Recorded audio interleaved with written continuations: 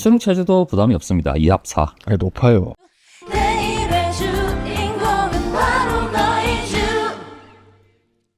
자, 계속해서 한국외국어대학교의 전형에 대해서 알아보겠습니다. 외국어대학교가 교과 전형도 있고 종합도 투트랙이고 모집 인원도 적어가지고 학과당 모집 인원도 막 3명, 4명, 5명 이래서 굉장히 어떻게 보면 좀 까다로워요.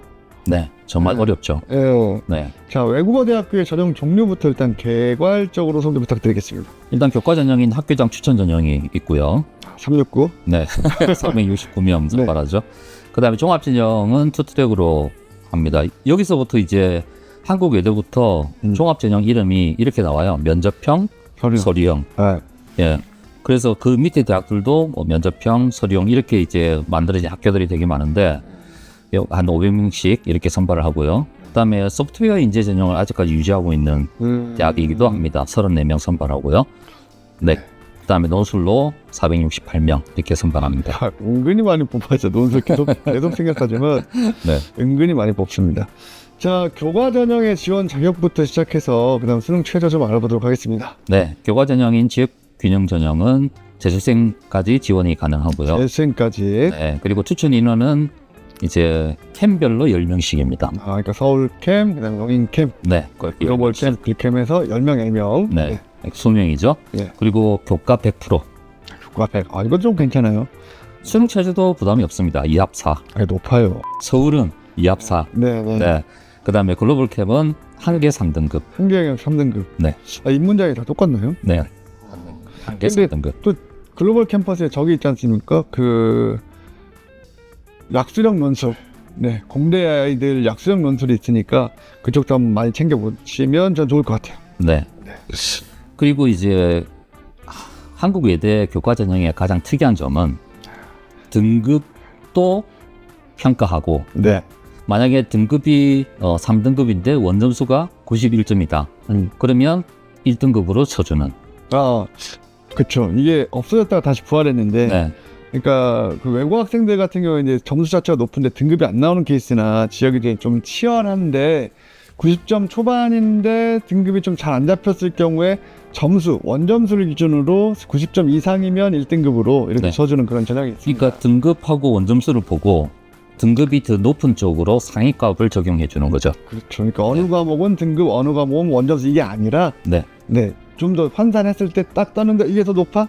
높은 걸로 쳐주겠다. 그래서 외대의 교과 전형은 입결을 보시면 안 돼요. 여기는 무조건 환산 점수로 보셔야 됩니다. 그렇죠. 이 환산 내가 해보기 너무 어렵잖아요. 어디가에 넣으시면 네, 한국 외대 환산 점수가 바로 나오기 때문에 그리고 대학교에서 발표하는 입결은 등급으로 위주로 나오거든요. 근데 이제 어디가에 들어가 있는 탑재되어 있는 입결은 환산 점수가 있어요. 네, 그래서 그걸로 비교를 하시는 게 제일 정확하고요. 또 그래야 되는 이유가 뭐냐면 외대는 교과 전형에서 특이하게 인문계열은 국어와 영어에 가중치를 줘요. 자연계열은 수학과 과학에 가중치를 주고. 가중치 주는 것도 외대부터죠. 네, 맞습니다. 그래서 한국 외대부터는 물론 뭐 고려대나 연대도 당연히 환산 점수를 해봐야 되겠지만 특히 외대는 등급을 입결로 절대 비교하지 마시고 환산 점수로 꼭 비교를 해보셔야 된다. 네. 맞습니다. 그 어디가라는 것은 한국 대학교육협회에서 만든 그 대입 정보 포털. 대입 정보 포털. 네. 그래서 이렇게 로그인하시고 성적 입력하면 환산 점수가 대학별로 쫙 뜨고 거기 보면 옆에 전년도 컷 이런 것도 있으니까 네. 그거랑 참고해서 지역균형 교과 전형에 지원 가능한지 체크해 보시면 되겠다. 네. 네.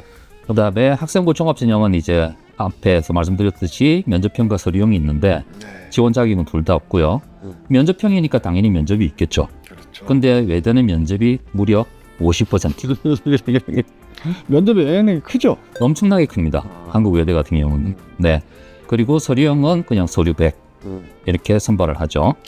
그럼 제가 약간 중앙대 같은 느낌 있잖아요. 네. 융합형과 탐구형. 네. 그럼 외대도 면접형, 서류형, 융합형, 탐구 이렇게 구별할 수 있을까요? 아니요. 그게 구분이 잘 안 되죠. 그래요? 네. 그럼 면접형인지 서류형인지를 내가 알고 싶으면 어떻게 해야 돼요? 일단 학생부에 그 학과나 계열에 대한 진로 탐구나 관련된 탐구가 많다. 그러면 면접형. 네, 그런 것보다는 그냥 학업 역량이 좀 우수하다 싶으면 서류형. 왜냐하면 면접형은 진로 역량이 50% 반영하고요. 진로 역량 50%. 네. 서류 평가 기준 중에. 기준에서 서류형 같은 경우는 학업 역량이 50%. 그건 진로 역량과 학업 역량 좀 구별하셔야 됩니다. 네. 네. 그러니까 예를 들어서 영어에서 어떤 영어 문학에 대해서 특정한 작가에 대해서 탐구를 했다. 영어 영문학과를 지원하는데 그러면 면접형으로 지원하는 게 맞죠. 근데 내가 국제학부에 지원할 거다. 네. 그러면은 내가 뭐 탐구는 꽤 전반적으로 골고루 또 깊게 한 것 같은데 국제학부에 지원할 거야. 네. 그러면 서류형. 서류형. 그렇죠. 그러니까 누가 봐도 이 학과에 맞는 탐구를 했다라고 했을 때는 면접형으로 지원하는 게 좋겠죠. 그러니까 여기저기서 골고루 전부 다 전체적으로 그러니까 골고루 하는 거는 채특에도 그렇고 동아리도 그렇고 이과 하나에 좀 집중돼 있다 그러면 면접형이 맞는 거고 네. 네, 동아리에서는 이과에 집중돼 있지만 나머지는 좀 그 과목의 특성에 좀 맞게 하지만 탐구 역량, 학업 역량이 충분히 잘 나타나 있다 그러면 서류형이 맞는 거고. 네. 근데 이제 조금 더 쉽게 저는 이렇게 설명을 드리는데 학생부를 봤을 때 물어볼 게 있는 학생부다. 네. 그러면 면접형으로 지원해라 이렇게 얘기를 하거든요. 이게 다 궁금하지 않습니까? 근데 실제로 읽어보면 네. 아시겠지만 그냥 학생부를 읽음으로써 그 학생에 대해서 모든 게 다 파악이 되는 학생들이 있어요. 굳이 이 탐구를 왜 했을까 이런 생각이 들지 않고 그냥 그때그때 주어진 탐구 또는 수행평가 열심히 하고 산발적으로. 네 그런 학생들은 면접형으로 지원하면 안 되고요. 네 그런 학생들은 서류형으로 지원하는 게 맞습니다. 또 일반고에서 또 주로 발생하는 현상인데 선생님들끼리의 어떤 교감이 별로 없어서 내가 내준 수행평가는 요 단원에 이거. 근데 이 학생 진로랑은 좀 맞진 않아. 근데 네. 선생님이 딱 정해졌기 때문에 그걸 할 수밖에 없는 경우 네 이런 친구들이 주로 서류형. 그렇죠. 네. 그러다 보니까 아무래도 서류형은 조금 일반고 학생들이 많이 지원을 하게 되고 그리고 학생들이 또 일반고 학생들은 면접이라는 경험을 한 번도 해보지는 않았잖아요. 무서워요. 네. 근데 특목자사고 학생들은 이미 고등학교 들어갈 때 면접을 다 경험해보는 학생들이기 때문에 그렇죠. 면접에 대한 부담이 좀 덜 하거든요. 그래서 아무래도 면접형으로 지원을 좀 특목자사고 학생들은 많이 하게 됩니다. 그렇다고 해서 대학에서 이렇게 특목자사고 학생은 면접형으로 지원하는 게 좋다. 일반고는 서류형으로 지원하는 게 좋다. 이렇게 나누는 건 아니에요. 네. 근데 이제 문제는 그거죠. 이 두 전형 전부 워낙 외대는 인원 자체가 선발 인원 자체가 적다 보니까 그렇죠. 한 학과에서 3명, 4명 네, 이렇게 다 쪼개서 선발을 하거든요. 겁나죠. 일단 모집 인원이 작으니까 네. 제가 저 3명 안에 내가 들어갈 수 있을까? 그렇죠. 네. 네. 그러니까 300%뭐 이렇게 충원이 돈다 하더라도 결국은 10명 선발되는 거거든요. 네, 맞아요. 그냥 다른 학교에 네. 네, 딱 한 비수 모집하는 거랑 비슷하게 인원이 나오니까 그래서 면접형하고 서류형의 입결을 외대는 저는 참조하지 말라고 해요. 쓸만하면 써라. 네. 왜냐하면 그 3명의 평균이기 때문에 사실은 큰 의미는 없어요. 그래서 전년도 거랑 봤을 때 꾸준히 그 정도면 약간 참고를 해야지 않을까요? 근데 대체적으로 보면 면접형과 서류형이 다 3점대거든요. 그러면 3점대면은 일반고 애들이 써도 그래도 괜찮을까요? 일반고는 3점대가 쓰면 안 되겠죠. 그렇죠. 네. 네. 그러니까 여기는 특목자사고 학생들이 면접형에도 뽑히고 서류형에도 선발되고 하기 때문에 그 학생들이 평균을 다 내리는 거거든요. 그러니까 3, 4명에서 1명만 내신이 한 4, 5등급 이렇게 나와버리기만 하더라도 평균은 3점대로 떨어질 수밖에 없기 때문에 맞아요. 일반고는 2점대가 마지노라고 봐야 되겠죠. 그리고 기본적으로 저는 영어 점수가 좀 높은 애들이 써야 된다고 생각을 해요. 영어는 그래도 1, 2등급은 나오고 원점수 좀 높고 맞습니다. 왜냐면 가서 영어로 수업하는데 어떻게 따라가고 좀 쉽진 않죠. 그리고 이제 외대 학풍 자체가 본캠과 이제 글로벌 캠이 있을 때 이 두 학교 학생들이 한 2학년만 돼도 이제 섞여 버려요. 그렇죠. 뭐 이렇게 예, 부전공이나 복수 전공이나 네, 맞아요. 다 섞이기 때문에 학교에서도 큰 차이를 두지 않고 셔틀버스로 이제 어떤 학생들 같은 경우는 일주일에 2, 3일은 본캠에서 수업 듣고 일주일에 2, 3일은 또 글로벌 캠에서 수업 듣고 이렇게 왔다 갔다 하기 때문에 대학에서도 자연계 학생들도 언어적인 역량을 어느 정도 갖추기를 원하고 그렇죠. 일반 인문계 학생들이지만 또 수학이나 어떤 컴퓨터나 전자 이런 쪽에 관심을 가지기를 또 원하기도 하거든요. 네, 그건 좀 쉽지 않네요. 그러니까 인문계 학생이 자연계에 관심 갖는 건 쉽지는 않지만 자연계 학생이 영어 성적이라든지 제2외국어 성적이 괜찮다. 그러면 외대 입장에서는 반길 수밖에 없는 거죠. 왜냐하면 자연계열이 대부분 다 글로벌 캠에 있잖아요. 그렇다 보니까 인문계 서울 캠에 비해서 등급이 한 등급 이상 차이가 난단 말이죠. 입결에서 결국 자연계 학생들이 3등급 대 아이들이 글로벌 캠을 지원하게 되는데 이 학생들이 영어 성적이 그래도 한 2등급 정도 나온다. 그러면 대학 입장에서는 굉장히 반가운 학생이죠. 근데 저는 진짜 외대 글캠의 공대를 네, 되게 좋아하거든요. 저도 좋아합니다. 엄청 선호해서 네, 작년에 이제 단국대랑 외대랑 이렇게 붙은 친구가 있었어요. 화학공학과에. 가라. 근데 당국대 갔죠. 네, 단대. 근데 저는 일반고 자연계 3등급 대 학생들은 외대 글로벌 캠 좀 지원을 시키려고 하는데 문제는 이 외대에 대한 기본적인 인식 자체가 자연계 쪽이 워낙 낮다 보니까 그냥 물어봐요. 거기 공대 공대가 있어요?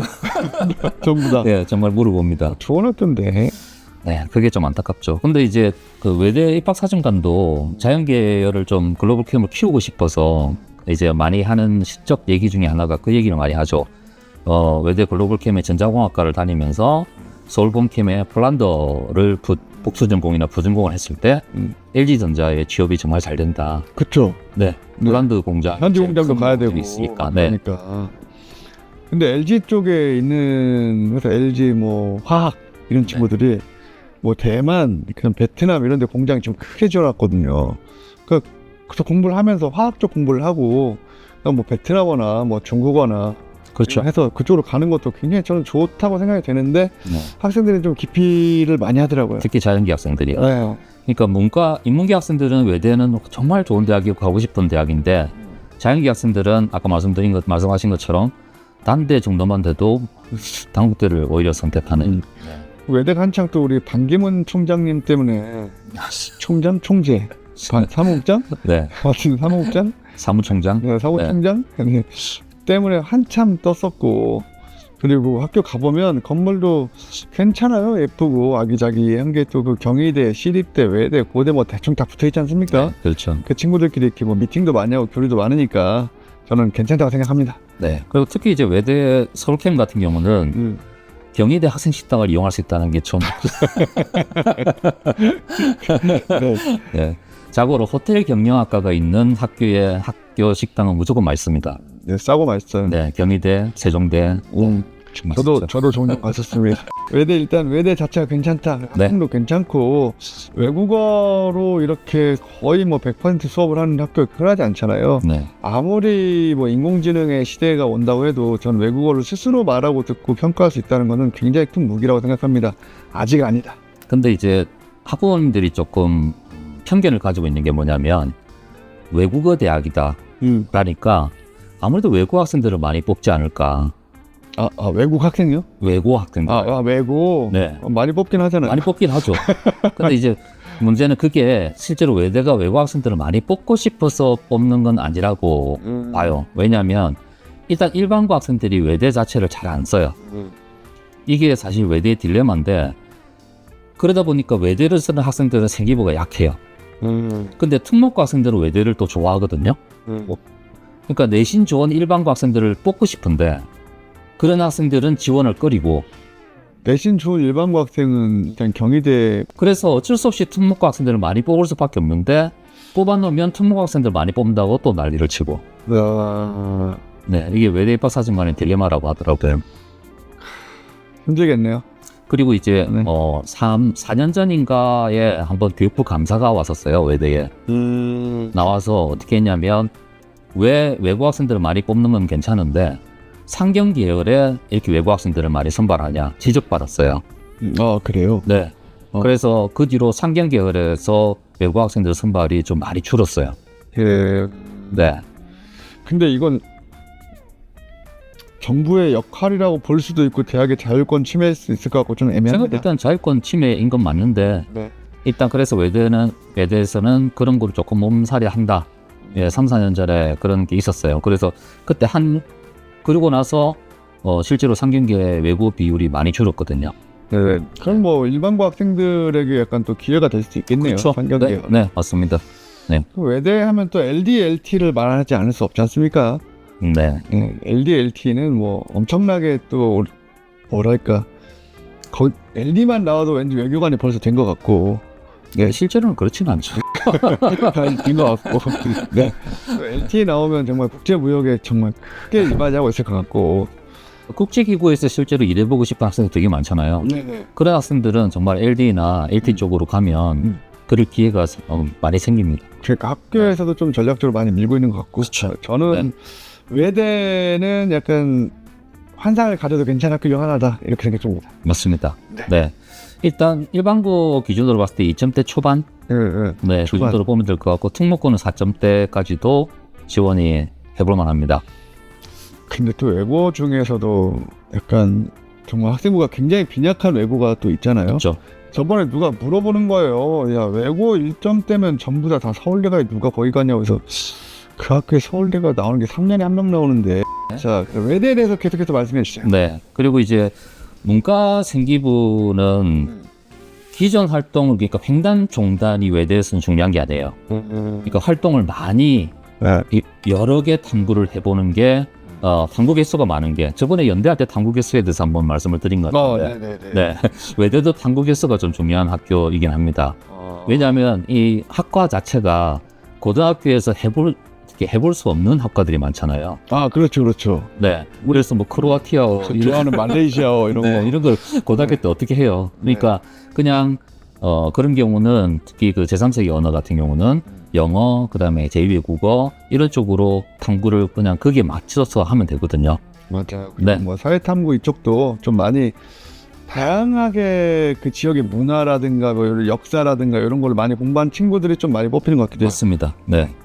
그리고 이제 아까 면접평가 서류형에 대해서는 제가 말씀을 드렸고 글로벌 캠퍼스 같은 경우가 아무래도 이공계 선호도가 타대학보다 낮기 때문에 여기는 내신 성적이 높은 학생들이 잘 지원을 하지 않으려고 하거든요. 그래서 아까도 말씀드렸지만 자연계열인데 일반고에서 한 3등급대 근데 원점수가 한 8점 이렇게 중후반 이렇게 나온다. 그러면 외대는 좀 적극적으로 지원을 해보면 좋은 결과가 있을 겁니다. 실제로 자연계 3등급대가 국신재단에 붙기가 만만치가 않거든요. 까다롭죠. 네. 까다로워요. 생각보다 만만치 않습니다. 그러다 보면 이제 결국 광명상가 쪽으로 내려와야 되는데 거기랑 외대랑 비교했을 때 오히려 외대가 낫지 않을까. 근데도 사실 잘 안 쓰죠. 근데 광운대 그럼 또 그래도 약간 공대 그렇죠. 자존심이 좀 네. 있는 거고. 근데 명지대, 명지대, 성명대, 네. 가톨릭대, 가천대, 한국외대 이렇게 생각해 보면 그러니까 한국외대랑 한양에리카 이 두 개를 조금 적극적으로 고려해 좋죠. 볼 필요가 있죠. 네네. 네. 특히 뭐 에리카는 뭐 공대 성지 이런 느낌도 좀 있고요. 네. 외대도 그리고 가르치는 거 자체가 나쁘지 않고 굉장히 괜찮은 교수님들이 계시고 외국어까지 같이 배워서 취업에 좀 더 특화될 수 있다라는 전략적인 판단을 한다면 저는 굉장히 좋은 선택이라고 생각합니다. 그래서 저 같은 경우는 이제 한국 외대 자연계 쪽을 한번 써보세요라고 컨설팅을 하면 그때 들을 칠 때는 그 정말 좋은 생각이시네요. 근데 안 써요. 그렇게 공감을 하고 안 씁니다. 그러다 보니까 경쟁률도 좀 낮아요. 글로벌 캠은. 네. 맞아요. 근데 또 붙고 나서도 외국어로 자꾸 수업을 하는 게 되게 많으니까 또 따라하기 너무 어려워하고 네. 그리고 자기가 또 올 때도 외대 공대 어디 가서 얘기가 좀 이상하거든요. 지방 학생 같은 경우에는 한국 외국어대 화학과를 다녀요. 뭐 이렇게 얘기하면 외국어대인데 왜 화학과야? 이렇게 물어보니까 이게 좀 자존심에 상처받는 친구들도 있더라고요. 네. 그럴 필요 없습니다. 네. 정말 좋은 학교입니다. 인생 깁니다. 네. 길게 보시면 됩니다. 입학했을 때랑 졸업했을 때랑 학교 위상이 충분히 달라질 수 있는 학교가 외대 글로벌 캠이다. 그렇게 생각이 듭니다. 계속해서 일단 외대 지원 전략에 대해서 또 면접형 서령 이렇게 약간 더 한 번 더 강조를 한번 해주시면 좋겠어요. 일단 아까 말씀드린 것처럼 면접형 같은 경우는 이게 학생부를 읽어보면 왜 그 옛날에 자소서가 있었잖아요. 네네. 2년 전만 해도. 그래서 자소서 이제 보면 지원 동기가 나오잖아요. 있죠. 그런 지원 동기에 대한 답변까지 이렇게 싹 다 보인다 싶으면 서류형으로 지원하는 게 맞고요. 자기만의 어떤 스토리? 네. 그런 게 있다면 면접형으로 지원하는 게 좋을 것 같습니다. 한창 그런 얘기 있었잖아요. 길 가다가 누가 뭘 흘렸는데 봤더니 여기 무슨 과네 하고 찾아가면 네 이렇게 하면 이건 적합성 있는 거다. 옛날에 그런 약간 스토리가 있었지 않습니까? 네. 근데 서류형은 그런 자기만의 스토리가 굳이 이렇게 나올 필요는 없어요. 내 스토리가 좀 뻔하다 하더라도 그냥 일반 고면 그래 이 정도 하지 뭐 이 정도라고 해도 안정적인 학업 역량이 나온다면 서류형에서 아무래도 좀 유리하겠죠. 네. 자, 그리고 충원율은 어떻습니까? 충원율 여기서 이제 중앙대부터 중앙대 위죠. 그러니까 서강대, 성균관대, 한양대 이거 다 마찬가지로 충원이 많이 돕니다. 네, 많이 돌기 때문에 이렇게 대학에서도 만약에 충원 지원 추천 인원을 다른 학교들처럼 뭐 10명, 15명, 동국대처럼 뭐 6명, 8명 이렇게 해도 버리면 결국 충원 다 돌아버리면 마지막까지 다 뽑히는 수밖에 없거든요. 그리고 심하면 정시 이율까지 될 가능성도 있고 그렇기 때문에 추천 인원을 최대한 많이 늘리는 거는 충원율을 충분히 고려한 거죠. 네. 그리고 10명 이렇게 돼 있으니까 네. 네, 저는 용인 글로벌 캠퍼스 괜찮습니다. 그 공대뿐만 아니라 다른 외국어도 좋고 또 거기서 성적 잘 어느 정도 1학년 때 잘 받아서 또 서울로 왔다 갔다 해서 공부하는 것도 괜찮은 것 같고 네. 그러니까 적극적으로 지원하면 의외의 결과가 주로 나온다. 저는 인문계열인데 진로가 없는 학생들 있잖아요. 네. 외대 좀 글로벌 캠 적극적으로 권하는 편입니다. 아, 진로가 없는 학생들이 3학년 때 그 과에 맞춰서 예를 들어서 뭐 동유럽이다, 북유럽이다 그러면 그쪽 문화나 역사나 이런 거 조금 탐구해서 집어넣고 그냥 이렇게 좀 네, 그렇죠. 중심상. 그리고 외대 입학 사정관도 그 얘기를 하죠. 만약에 뭐 슬로베니아라든지 이런 쪽 북유럽 쪽으로 과를 지원하면 최소한 3학년 때는 거기에 대한 관심 정도는 보여주면 좋겠다. 그렇지, 읽으면서 아 얘가 이래서 우리 과 썼구나 그렇죠. 정도는 있어야 그러니까 되는데 뽑아야 되는 근거 정도는 네. 네, 양심상 좀 주기 좋겠다. 뭐 어차피 성적 비슷비슷하고 학생부도 비슷비슷한데 네. 야 얘는 좀 적극적으로 오는 애 같고 얘는 좀 아닌 것 같아.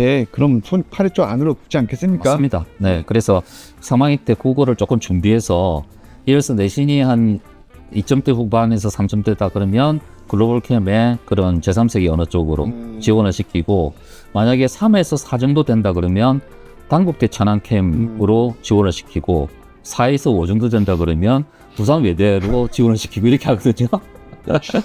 그 외대 특이한 학과가 계속 많이 생겼었어요. 아까 막 이합 집산되고 그리고 통번역 막 없어지고 막 그랬는데 네. 그 중에 또 요즘 핫한 게 인공지능 아니겠습니까? 네. 그래서 이제 작년부터 생겼죠. 랭귀지 앤 AI 융합학부. 이름도 그리고 소셜 사이언스 앤 AI 학부. 이게 근데 랭귀지가 들어가 있고 소셜 사이언스가 들어가 있잖아요. 그리고 언어가 들어가 있고 사회과학이 들어가 있는데 근데도 랭귀지 앤 AI 학부는 자연, 소셜 사이언스 앤 AI 학부는 인문으로 나눠져 있어요. 아, 그래요? 그러면 학생들이 나는 지금 고등학교 인문 계열인데 그러면 랭귀지 앤 AI 학부 영어학부는 지원을 못하나? 그건 아니에요. 아, 그건 또 아니고 전혀 그거 신경 쓰지 말고 이거는 그냥 학교 대학의 편제상 그렇게 나누는 거예요. 대학에서 어떻게 그 단과대를 이렇게 안 나눌 수는 없으니까. 그렇죠. 예, 단과대를 나누는 계열을 구분해 놓아야 되기 때문에 구분해 놓은 것 뿐이고 계열 구분 없이 그냥 다 지원하시면 됩니다. 근데 아무나 다 지원할 수 있는 건 아니잖아요. 수학이 무조건 좋아야 돼요. 여기 이게 또 수학이야? 둘 다. 왜냐하면 AI 학부이기 때문에. 왜 AI 확률과 통계까지 보면 되는 거 아니야? 아, 물론 거기서 뭐 우리 많이 하는 탐구 주제 있잖아요. 뭐 경사하강법 해가지고 네, 무조건 네. 들어가고 하겠지만 그래도 저는 그게 진짜 완전 수학이라고 보기엔 조금 어려운 면이 있지 근데 않나 이렇게 싶은데. 생각해 보시면 랭귀지가 들어갔잖아요. 네. 그러면 이제 국어든 영어든 어떤 그 둘 중에 한 과목이 조금 다른 과목보다는 조금 좋고 그 다음에 수학이 그냥 메이스 문과 계열이라면 한 2, 3등급 정도만 해도 사실 잘한 거잖아요. 잘했죠. 그렇죠. 그러니까 그 정도 성적이라면 등급이라면 충분히 지원해 볼 수 있다 이렇게 보는 거죠. 네. 그래서 이게 자연 인문으로 나눠져 있지만 실제로는 관계가 없다. 수학 성적 괜찮으면 지원해 볼 수 있겠다. 네. 라는 또 좋은 팁까지 주셨습니다. 자, 오늘도 좋은 말씀 많이 해주셨는데 네. 오늘은 외대에서 일단 끝내기로 하고 네. 다음 또 선생님도 기다리고 계시니까요. 학생부 종합전형이라는 것은 아이들에게 너무 가혹한 것 같습니다.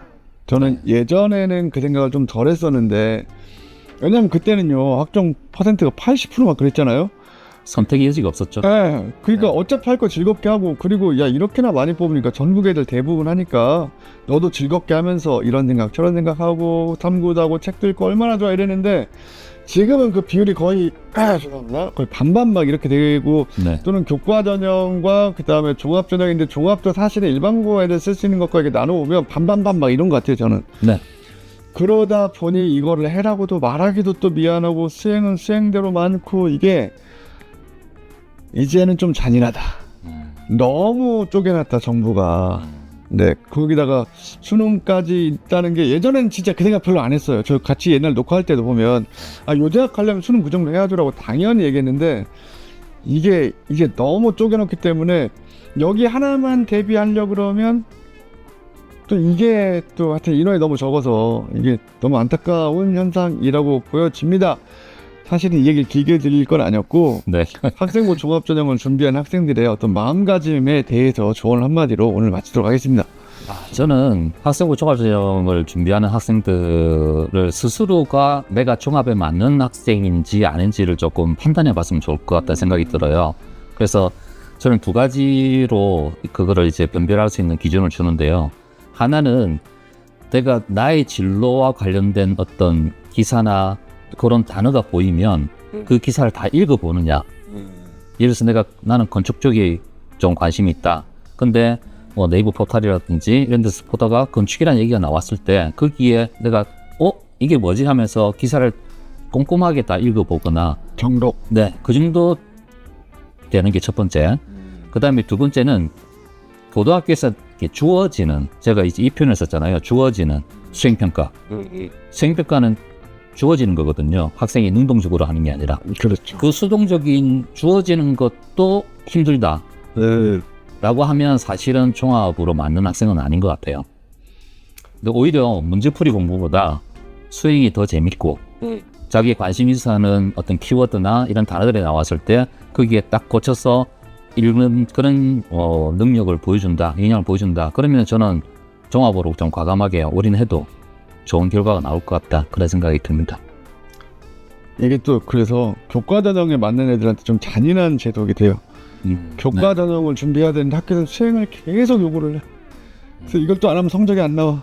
그래서 요것도 하여튼 딜레마야. 요즘에 비율이 이상하게 이게 꼬이기 시작하면서 나라에서 어느 정도 이게 강력한 드라이브 거면서 이게 미래인지 상이야 라고 하는 것이 없는 현재 입시 제도가 아닌가 하는 아쉬움을 끝으로 편집될 수 있겠지만 야, 일유TV 좋아요, 구독, 알람 설정을 제 다음에 올 때는 꼭 바꿔서 오겠습니다. 알겠습니다. 자, 일유TV 좋아요, 구독, 알람 설정. 자, 이 나이에 이것도 좀 이상해. 이런 꼰대 마인드가 있긴 하지만